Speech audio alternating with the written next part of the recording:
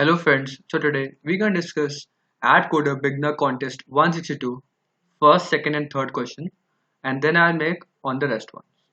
Okay, so these are very simple questions, that's why I make them in a one video.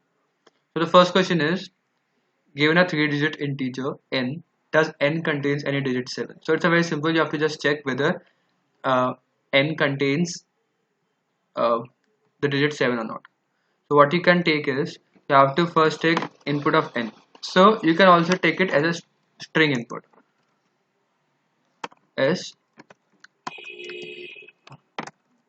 and then you can do a for loop.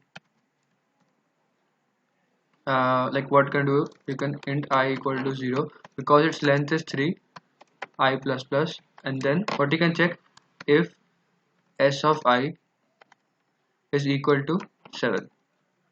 So what you have to do is, you have to see out yes, because it contains 7, you have to print out yes, and you have to just return.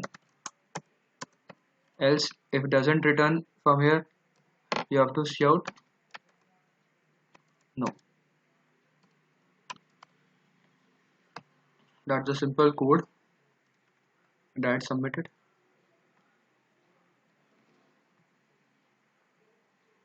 Okay, now move to the second question. So let us define Fizzbuzz sequence A1, A2 and so on.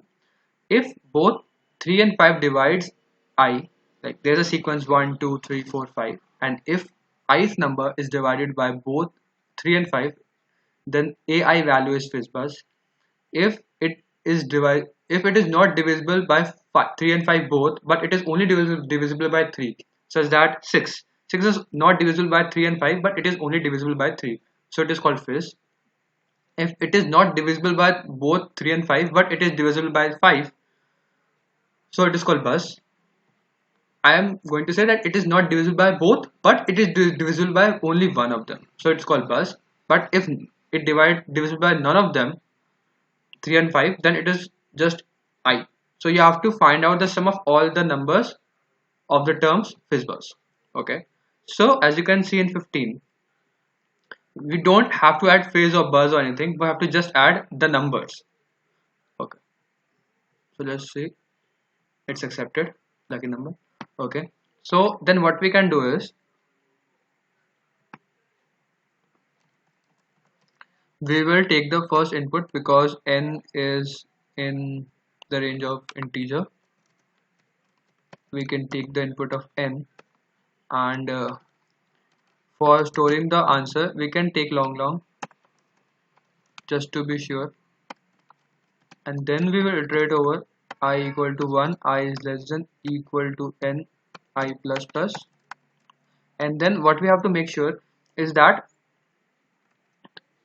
if I modulus 3 is equal to 0 or I modulus 5 is equal to 0, anything of this happened, anything, so we don't have to do anything.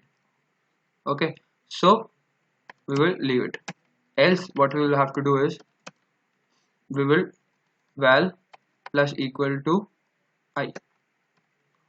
You can also write something else here, but like, this is very simple. So after going through this loop, we will just see out value.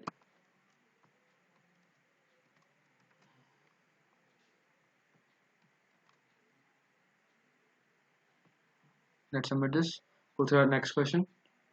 Next question is, find this value, like this expression value, where GCD of ABC is just denoting the greatest common divisor of ABCD both, and it is just a summation of going through a loop from 1 to k, be 1 from k, 1 to k. Okay, so you are given k, and k is from just 200, so we have to iterate over every value of ABC, in which A move from 1 to k, B move from 1 to k, C move from 1 to k. So like there is a 2 input, and you have to find out the GCD of every possible combination. So it's 1 1 1 1 1 2, and then 1 2 1 1 2 2, and so on. And you have to find out the GCD of everything and just print it off.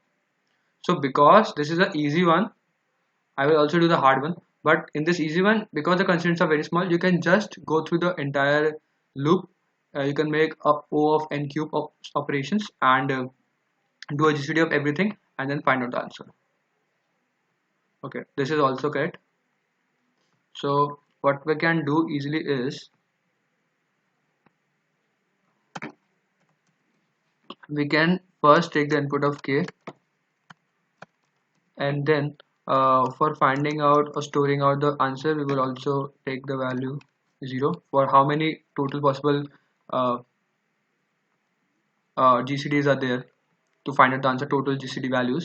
So because we are doing the summation, okay, so we will do I equal to 1, I is less than equal to k, I plus plus, then again for int j equal to 1, j is less than equal to k, j plus plus, for int k is equal to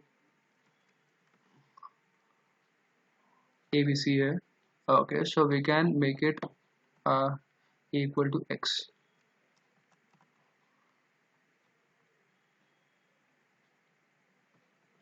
Input is x jk. So k is also equal to 1, k is less than equal to x, k plus plus. So there's a GCD function pre-installed, the GCD function which we can easily call and no need to write another function. So what we can do is, because all of them are in int z is equal to, this is double dash GCD of, first you can find out the GCD of I comma j, and then what we have to do is we want to find out the GCD. So z is equal to GCD of, because it stores the GCD of I and j, and then we have to find out its GCD with k. So because we have to find out the GCD of everything, we can first find out the GCD of ij, and then what is the answer of that, we can find the GCD of that answer with k. So now let's show the final GCD answer, and we have to add this in z in value. Let's come out of this loop and print value. Okay.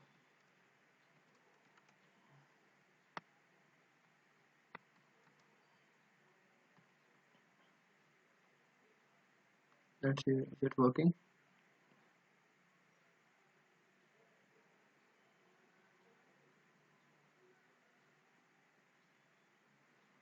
Yeah, it's also accepted.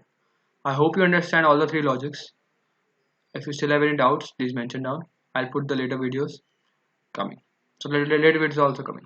Thank you for watching this video. I'll see you in the next one. Bye.